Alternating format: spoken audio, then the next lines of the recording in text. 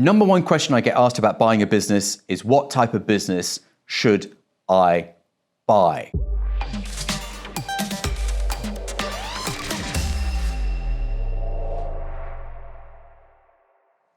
Now, there's a kind of a short answer and there's a long answer. Let's start with the short answer.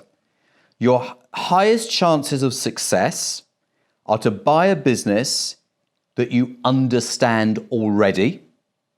This may be a business that is similar to the one you currently own or one you've owned. Maybe it's a type of business that you've worked in as an employee, or for some reason, maybe it's the family industry. You understand the business. Now, let's look at the flip side of this. Buying a business that you don't understand. I'll give you a personal example. I don't understand anything to do with technology. Haven't got a clue. I really don't understand anything.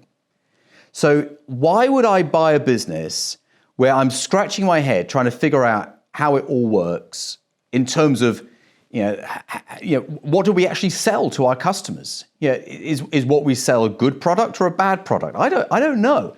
I don't understand it. So that would just not make any sense to me. Why would I put all my effort into something that I don't know, I don't understand? And then there are sectors that I do understand, like adult education. I understand that sector. I've got my head around it already. Really easy type of business for me to buy because I get it already.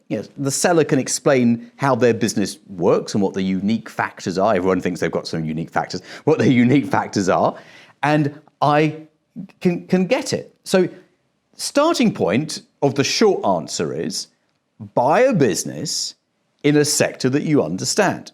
Now, let me give you the slightly longer answer, because there are exceptions. For those of you who follow me on LinkedIn, been watching these videos, listen to my podcast and all these things, you know that right now I'm doing what's called a buy and build strategy in the early years sector. That's the nursery sector here in the UK, and we're buying a nursery school every 7 to 10 days at the moment. And you might say, well, Jonathan, what do you know about nursery schools? Well, I started off by not knowing very much. So a year ago, when we started this little venture, I didn't know anything. And I lent very heavily on a couple of people who I bought in to run the business for me. I actually quite quickly realized that they probably didn't know as much as they told me they knew, because they'd worked at head office in their previous companies and hadn't actually been on the ground. So I accelerated my learning by discovering that so many of the things that they thought they knew, they didn't actually know very well. And now I would say I understand this sector 12 months later pretty well. I get it. I get it, I reckon, as much as the next person in the sector understands it. I certainly understand how to buy a business in this sector. And the first acquisition that we did, I had these other people saying, well, this is why it's good, this is why it's bad, these are the things to look out for, and so forth. Now, that was really, really helpful.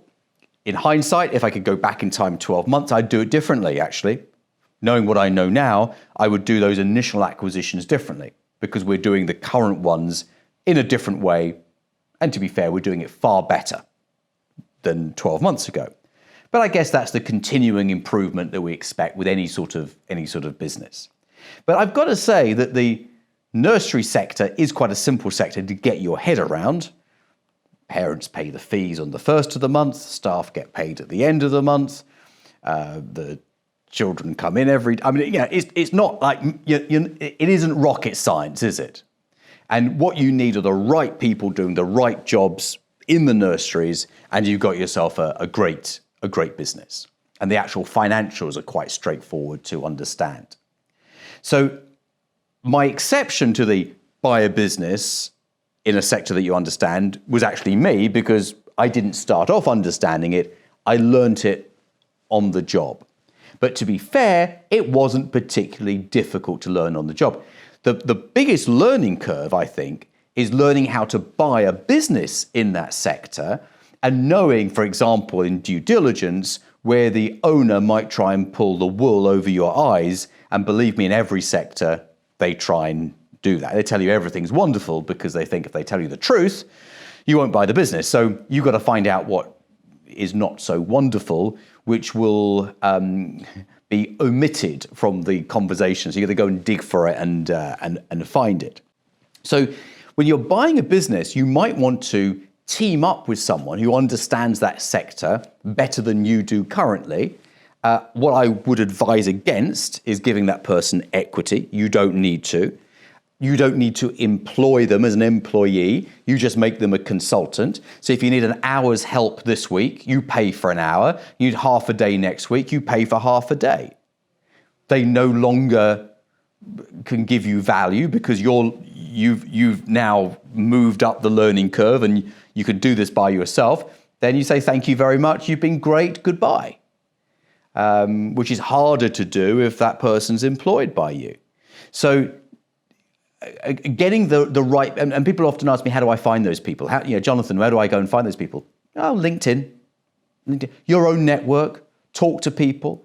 I started off just by putting a couple of posts on LinkedIn. One message led to a coffee. That coffee led to a lunch, led to another message, led to another introduction. And then you find your good people. And here's the thing. You've got to get through a lot of people to find the good people. They all look like good people at the beginning, but you've got to shake the sieve and the good people drop out the bottom, and they're the ones that stick with you throughout the journey. So that was my slightly longer answer, but which business should I buy? Well, you might as well buy a business that you're going to enjoy owning. Why not? Let's have some fun buying businesses.